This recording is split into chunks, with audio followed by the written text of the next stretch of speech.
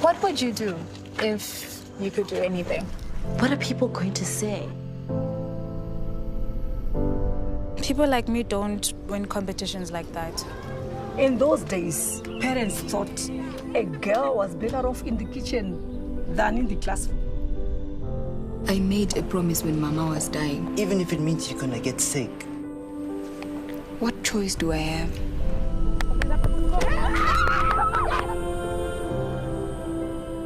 I'm looking for a man who can take responsibility for his actions. The future belongs to those who build on what's come before. There are opportunities out there, people. It's just a matter of you seeking them out. Because you are the only ones responsible to improve your own lives. Mama, I've got something to tell you. Everyone has to find their own way. I want to stop. I want to find another way. You cook the eggs, and I'll cook the rice. Even kana uri short, mazai ano rebesa. Can you get your presents? Apple is by this morning. Shaina, he's a dangerous man. There's something you're about to say, my sister. And what makes you think I can? Because I know you, Shine. And you're way too determined to just quit. It's time for us all to stop repeating the mistakes of the past. Be kind and compassionate to one another. Forgiving each other.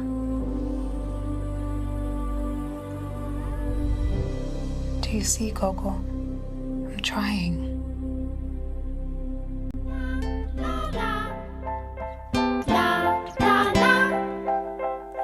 Welcome to Let's Talk Africa with Ms Wanisai. Thank you so much for joining me today. I am so excited because I'm celebrating women in August. Like I said before, it's Women's Month in South Africa, so we're celebrating women.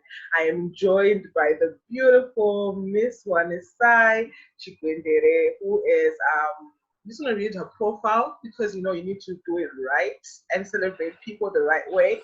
So I'm joined by Ms Wanisai Chigwendere, who's a writer of original screenplay for Shaina. She's an experienced screenwriter behind hits such as Lobola and Gentlemen, which I still need to watch.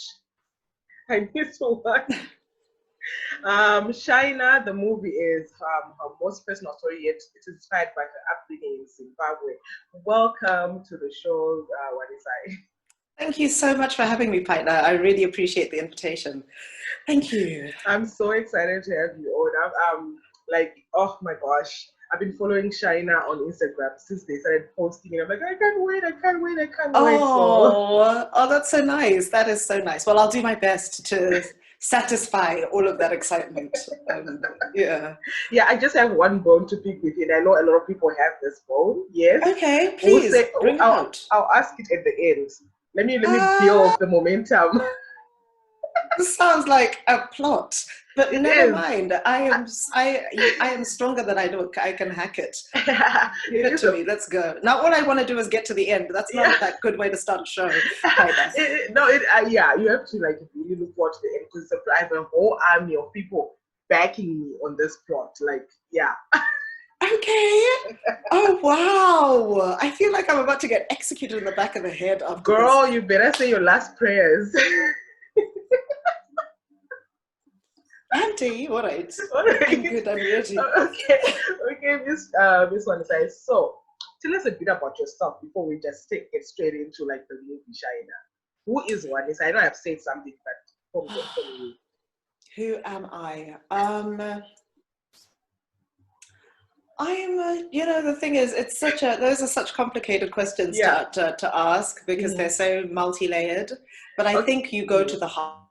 Yes. And in my heart, what is in my heart is my God, my family, my continent, my nation, and then my personal passion, which is, I've got two, the creative arts and social justice. So I think if we were to look at all of the things that are most important to me without getting into any detail, that's it. That's amazing. And you know what I like about what you said about your passions. personally, I always thought you're supposed to have one passion, like you're supposed to be good at one thing and follow that. But as I have grown and started this channel, I've realized no, you can be Paida who loves creative arts and also who loves teaching kids and also who loves doing decor. So yeah, it's all joined to be one person. It's okay. Yeah. In fact, it's better than okay. The more the merrier. The more you've got to mix it up in there, the better. So yeah, that's so true. So let's talk about the movie Shaina. What inspired you to write this movie? Okay. First of all, I wasn't inspired as such. I was hired.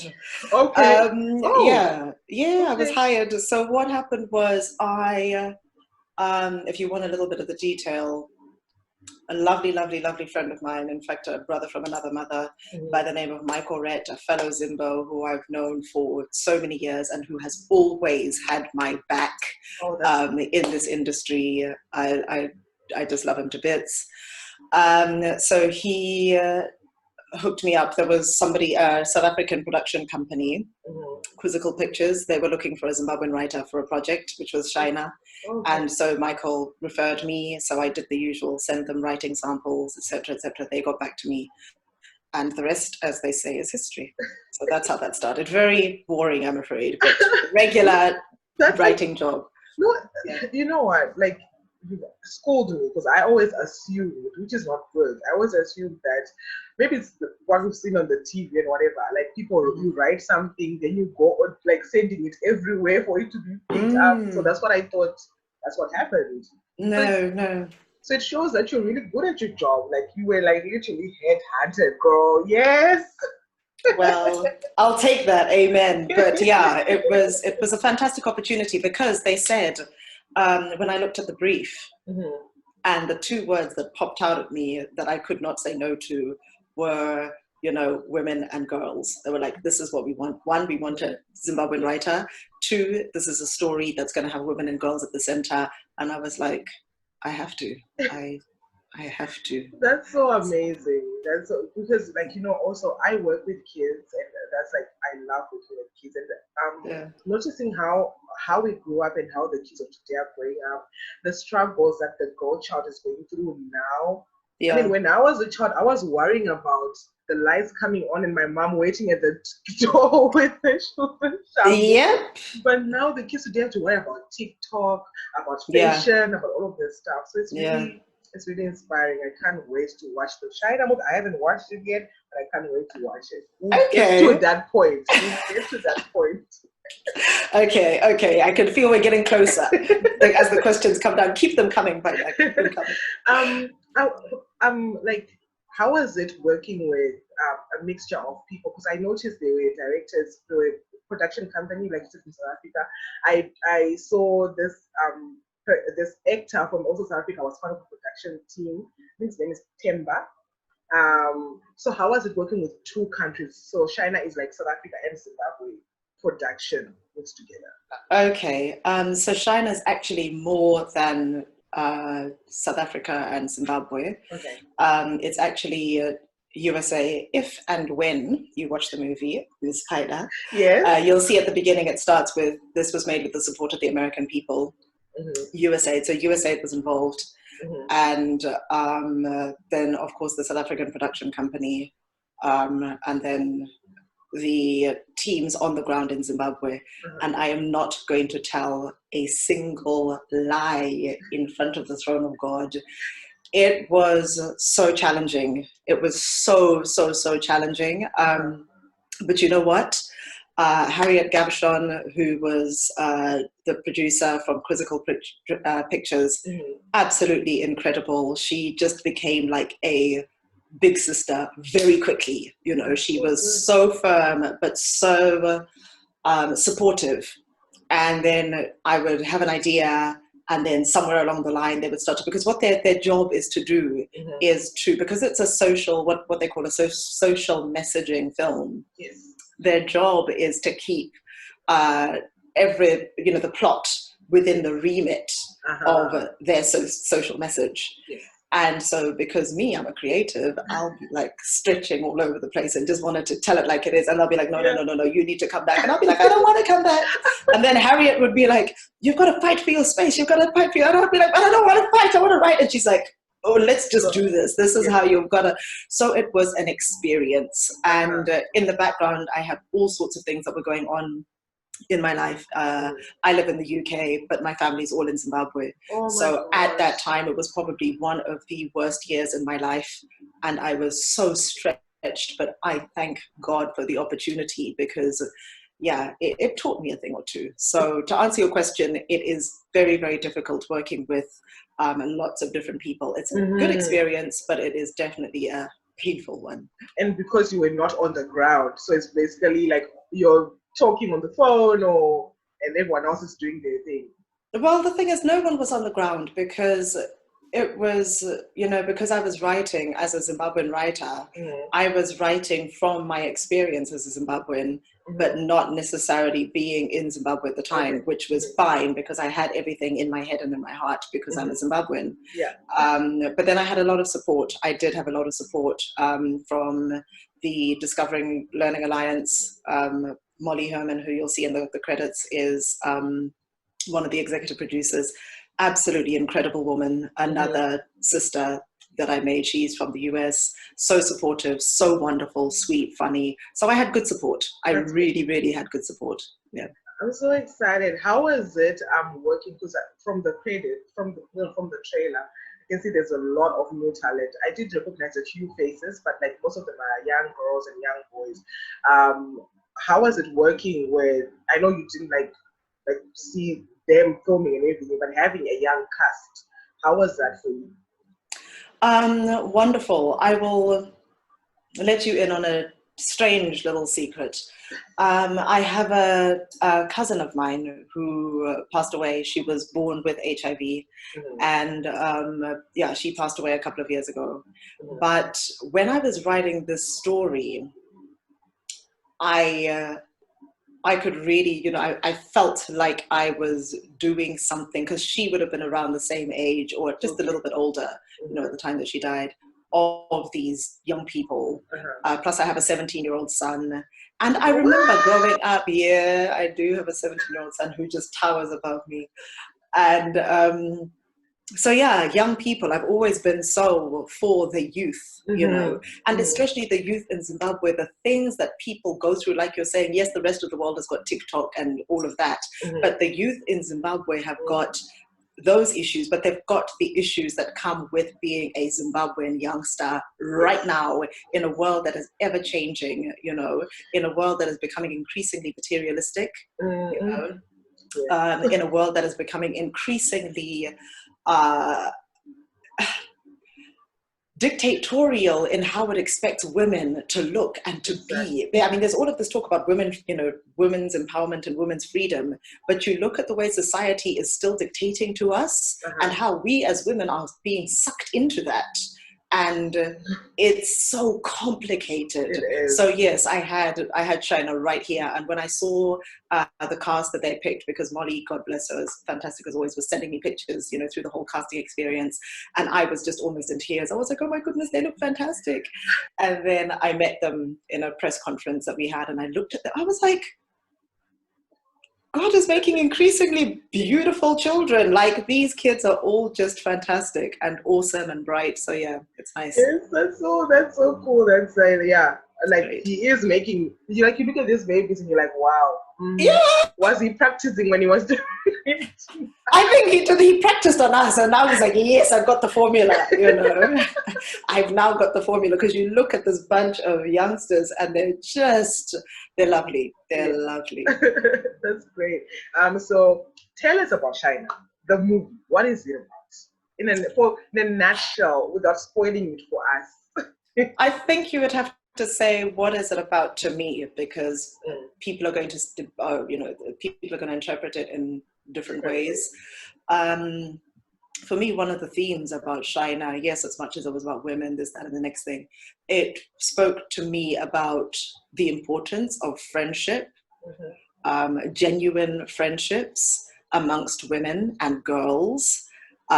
Because the thing is, when you are growing up, you are genetically and biologically predisposed to be in opposition to your parents, because they're trying to protect you and you're trying to kill yourself in one way or another. You know what I'm saying? So you're going to be at loggerheads. So it's really important that you have a friendship circle that still allows you to be safe and be who you are and still lift you up and preserve your character and your forming identity. Because another thing that a lot of kids don't know, I hope there's some young people watching this interview, is that for us as your parents, we have no idea who you are. We wake up every day and we're getting to know these children. We're getting to know these young people, you know, and we're trying our best to guide you. And we only have ourselves as some kind of reference, you know. So for me, it's very, very much when you see the friendship that exists between these girls, you know, there's Shaina herself. There is, now I've got to remember the names because I think I watched it a year, you know, I wrote it a year or two ago. So there's Shaina, there's Faro, there's Musi, and there's Stella. And they're these intelligent, dynamic, ambitious girls who just help each other through a situation, and how their parents support them so that they can support each other, and to make the right choices and to just be themselves and to grow into the women that are going to be responsible members of society. So I think friendship for me is a huge theme. And then another thing that we spoke about a lot as, you know, the production team, was the issue of agency, which is something that is for me extremely important, especially in this Me Too era and, you know, all of these different things that people have to say. At the end of the day, the world can do what it's got to do, but what are you saying? You know, what are you saying? And what are you telling yourself? You know, what are you telling yourself before you get up in the morning, before you go out? What are you telling yourself? So yeah, agency for me, a very, very big theme of this film. And one of the things I would say about whatever happens to you, your narrative to yourself has to remain true. Narrative, yeah, that's a very important word, narrative. Like, we've grown up being taught a lot of things. I always say when I left Zimbabwe, I've always been like a rebel, like you were saying, what in terms of like how I want to present myself as a person. And even when I was working in the office, I always used to have natural hair, and I remember the PA, they always used to say to me, I want to give you a written warning because you come with your hair not done well. And then wow, does she not know that Black Lives Matter? No, at that time it was. That was like in 2008, and oh my gosh. And then when I moved to South Africa, one of the things I love South Africa is that they celebrate creativity, they celebrate uniqueness. So that's where I blossomed. Like I was like, yes, and I literally loved myself. And then I came over here. Oh man, it's a daily struggle. Yeah, because like being Black is like, it's like a sin sometimes. Wow. So you have to always keep telling yourself the narrative that I'm Black, I'm proud, I'm beautiful, I can do this. Like you literally have to have a good narrative over your life and exude this confidence. Yeah. For you to be incredible. Yeah. So I'm so excited to watch this movie now. Be excited, but more than being excited, watch the movie. Well, let's get to that. Okay, I'm just gonna my backup, come. We're going to ask this question now. When is this movie going to be available for everyone else? Because from what I've noticed or seen, it was only available on ZBC. I can watch ZBC. Yeah. So everyone is asking, when are we going to watch this? It's going to be on Netflix, on Showmax, on YouTube. Yeah. I'm so glad that's your killer question, because it's not going to dead me because I'm the wrong person. You need to be speaking to the producers about that, the funders. They're the ones who are going to negotiate whatever. I believe that a lot of things were disrupted and interrupted by COVID, because obviously the premiere was supposed to take place, I believe, in South Africa. I was going to go down for that, and I would have loved that. I had my dress ready. It was going to be fantastic. Send it to me. Thank you. So yeah, that was disappointing for everybody. But to be honest, this is one of the things about writing, and a strange thing that I love about being part of the writing process is all I do is write. I don't have to worry. The worrying is for the other people. You guys get to do the worrying, and the being pretty and going to the cat, that's for other people. I just write, which is what I love to do. So I remember Michael, I mentioned Michael, and I would write something and he'd be like, oh, so you don't want to direct, do you? And I'd be like, no. And he'd be like, I love that. I love that you don't want to direct, because everybody wants to direct these days. Everybody wants to be that kind of boss. And I'm like, it's not like I don't have a vision for my stuff, but I also know all of the other things that go on along with it. And I want to perfect, I want to get writing to a point where I feel like I can write anything that I want to write. I suppose, I would love to direct maybe one or two things eventually, but it's not the thing that drives me. Yes, we were supposed to be joined by Miss Beauty, who was the director, but something came up. Maybe she would have been the right person to answer this question. I'm going to send her a message and say, please tell us. Not even her. You need to literally get hold of the producers. They're the ones who make those sorts of strategic decisions about, sales and markets and that sort of thing. Yeah, because we need to watch this movie. Like I've been pumping myself up since forever, and then to only realize you're not available. I'm like, guys, come on. It is disappointing. I think they kind of just needed to do something. So that's just what they came up with to do. I don't know. I'm just saying that because I can only speculate. So the unfortunate thing with Shaina, which is probably the unfortunate thing about the Zimbabwean film industry, is this. Now I love my country. I love my country. But one of the problems that we are facing right now is the lack of, that we have different ministry departments for a reason. Okay. So there's agriculture, there's finance, there's children and social welfare, whatever they call it. There's all sorts of different departments. But one of the things that we are lacking in Zimbabwe is creativity around our creative industry. Zimbabwe has been known for decades for arts, stone sculpture. Do you know what I'm saying? All sorts of iron. I've got a cousin who's got a gallery in Austria, and he does metal sculptures and stuff like that. So all of these different things that we do, our traditional music, our traditional dances, that are incredible. The other day I was watching these, young girls, like Tamba Mande, and I was like, oh my goodness, look at them. They're so incredible. But these are things that we want to enjoy quietly and privately as Zimbabweans, because we feel as though nobody else is interested. I don't know where we get that idea from. I don't know why we're so insecure. But what that then becomes is that you make a film like Shaina and everybody's excited, but the reality at the end of the day is that movie is not owned by Zimbabwe or Zimbabweans.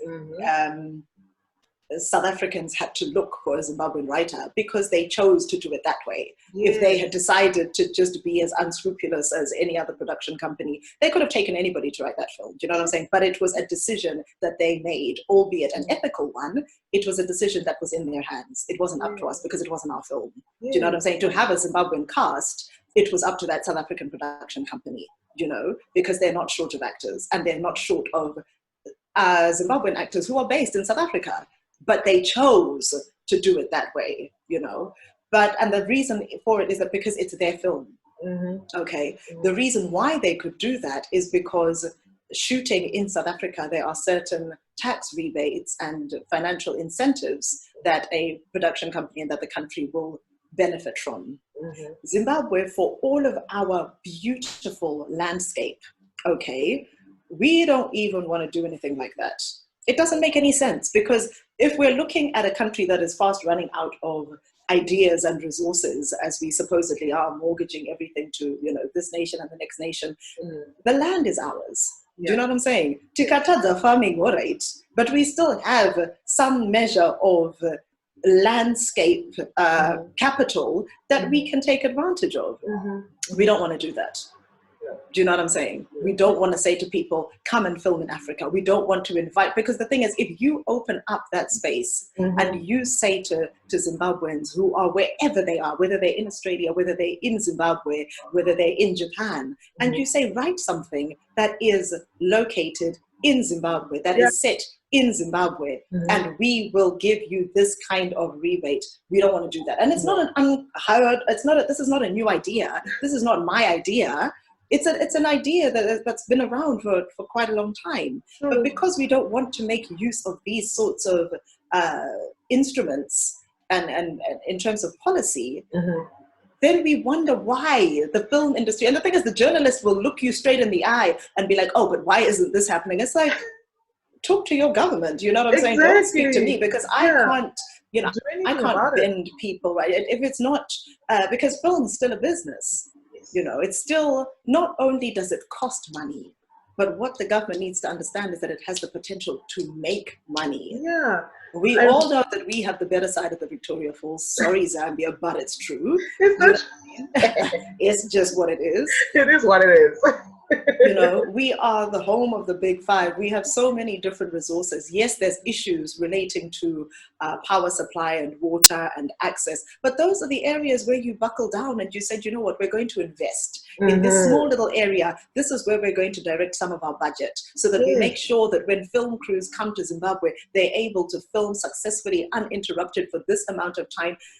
Be organized. It's just not that complicated. So these are some of the things that break my heart about our country, that we are falling behind just because we don't want to cooperate with the way the world is. Yes, it doesn't mean that you are open to everything, but you get to decide. The land is ours, the country is ours. You know, why can't we make decisions that are healthy for us? Yeah, you just reminded me when we were talking about like our land and everything. When I was growing up, two distinct memories that came when you were saying that.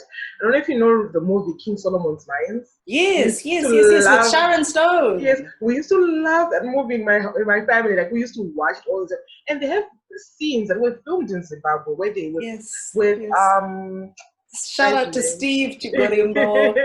That was one of his Babaruizi, I think. Yeah, he was And we could literally talk to and don't forget what this movie is. And then another movie, God Must Be Crazy. The part where the guys on the bicycle and they sing Amaya Chawuya, and you can see it's a short part, but it was in Zimbabwe. Yeah. And we're not doing that now. I think even the one with Denzel Washington was shot in Safe? No, not Safe. Way before that. One of his first, I think it was Biko. Was it Biko or Cry the Village? What was it called? Oh my goodness, this is embarrassing for me as a filmmaker. Yes, Steve Biko. Steve Biko. Denzel Washington played, I think it's called Biko. And I remember they were, and I think it has Donald Sutherland in it. I remember my cousins were in that film. They were tiny at the time, so they were extras in the movie. But I mean, there was a time when we could, especially when South Africa had its own issues with apartheid, so they were being boycotted, and you know, people didn't want to film there, so they would take advantage and shoot in Zimbabwe. But now the tables are turned.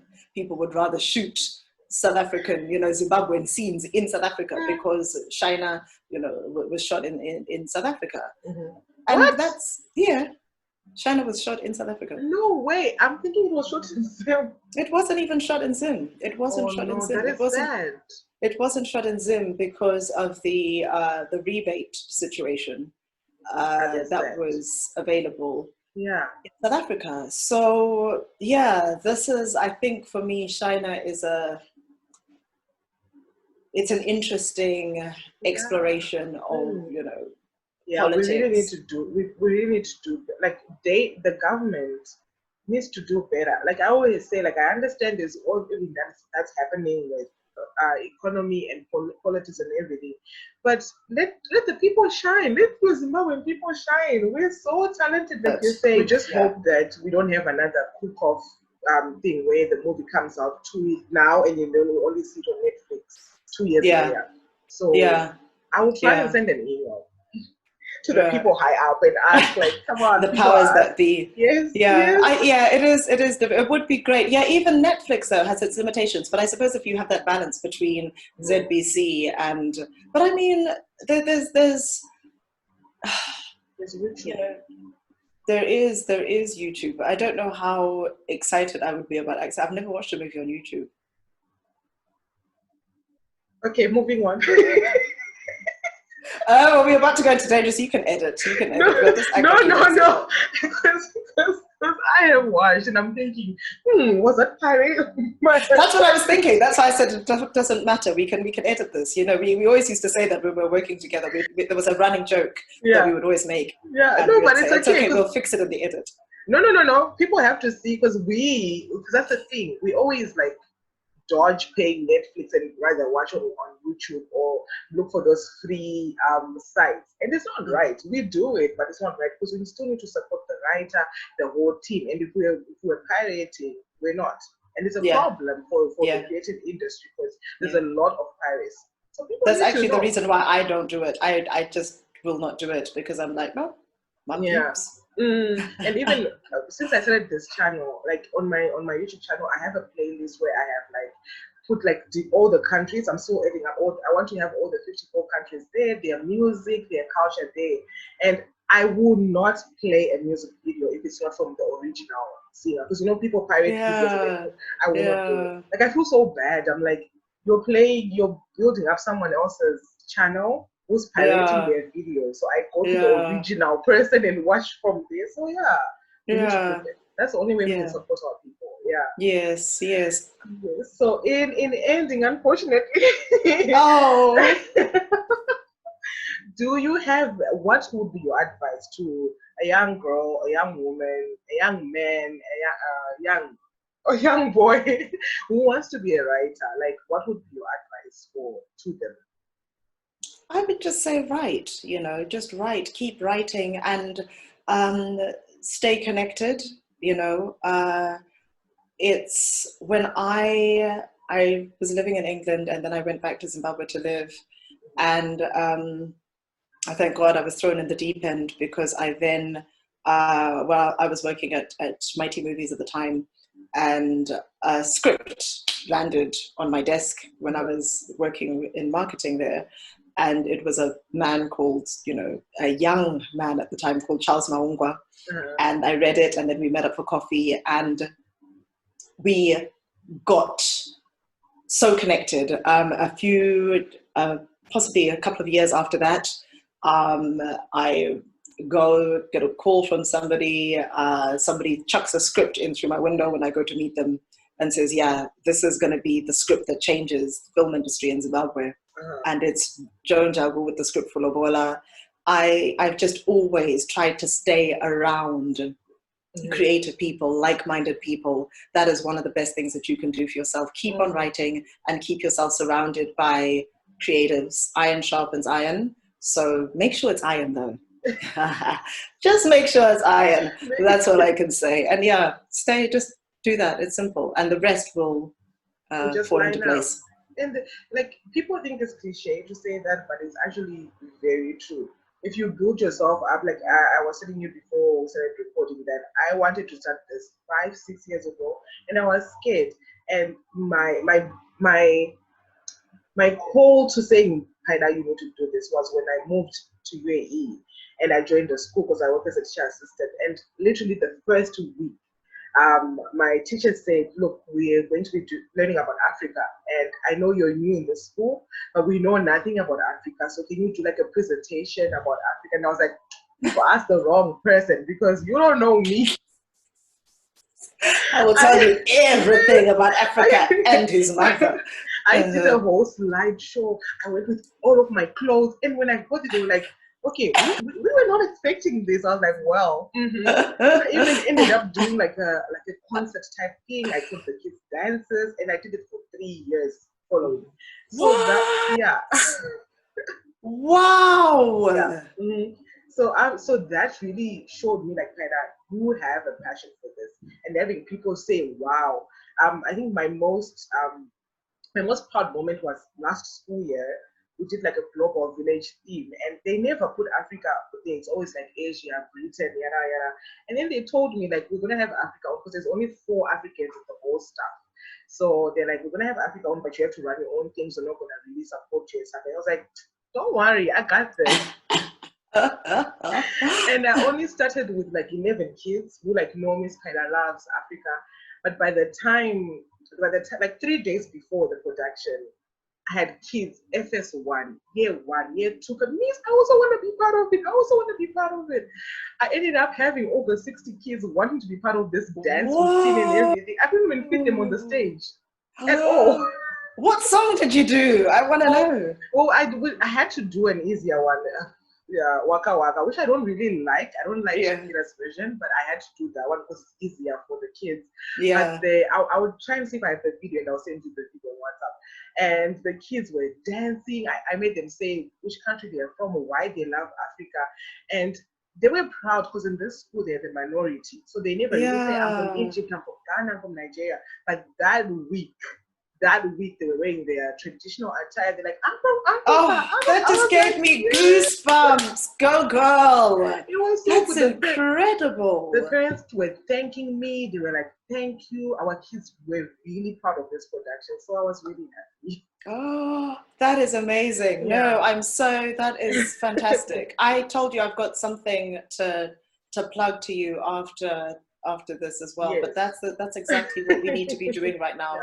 Africans need to be openly supporting each other so that, because the thing I found is that a person can say with their mouth, I'm proud of Africa. Yeah. But when you hear them, when they're watching the news and the things that come out of their mouth and the way everybody's obsessed right now with victim shaming, the way that when things go wrong as Africans, we beat ourselves up and we don't look at the historical trajectory of an event or an incident. We don't look at how these situations have come about, and we just assume that these things are happening because we're Black and disorderly. And it's just like, no, we need to educate ourselves. You know, while we're educating everybody else, we need to educate ourselves. That's so true. And we need to forgive ourselves, and we need to understand ourselves, and we need to forgive one another, and we need to be more compassionate towards one another as Africans. People really need to learn how to forgive, because people like forgive without that person coming to say, can you forgive me? Because it only helps you when you let it go. It helps you, because once you hold it, they doing this to me because I'm Black. Oh, is it because I'm Black? Oh, is it because of this? Oh, you will never grow. It's very disheartening. Any last words for my viewers? No, just thank you so much for the opportunity, Paida. And it's been wonderful, chatting with you and sharing, my limited insight as to why Shaina is not coming soon to a theatre near you. But yes, thank you for having me. I really appreciate it. Look at Ms Wanisai, how humble she's. Like, thank you for giving me this. I'm the one who should be saying thank you for giving me this opportunity. I'm talking to a writer here. Like, wow. Oh, bless you. Well, most of the time the writer is just, locked in a closet and, we're the wicked stepchild. So it's good to be able to, the redheaded stepchild, as they say, on the other side. Thank you so much. And guys, I hope you really enjoyed watching this short interview with Ms Wanisai. Writers, please write. We need more. I've had good reviews. Some people are saying the movie is amazing, the picture quality is amazing. They can't believe it was filmed in Zimbabwe. So I cannot wait to watch it. I need to make a plan. If COVID wasn't here, I'll travel home just to watch it. Oh, COVID will be punished one day. COVID. Adequately and appropriately. Yeah. And yes. Thank you so much, guys. So, Ms Wanisai, again, thank you so much. If you were close, we'd give you a package.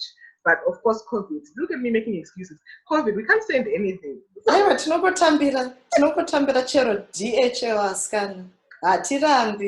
We'll make a plan. Amen. I know people in my family. You know people who know people. Yeah.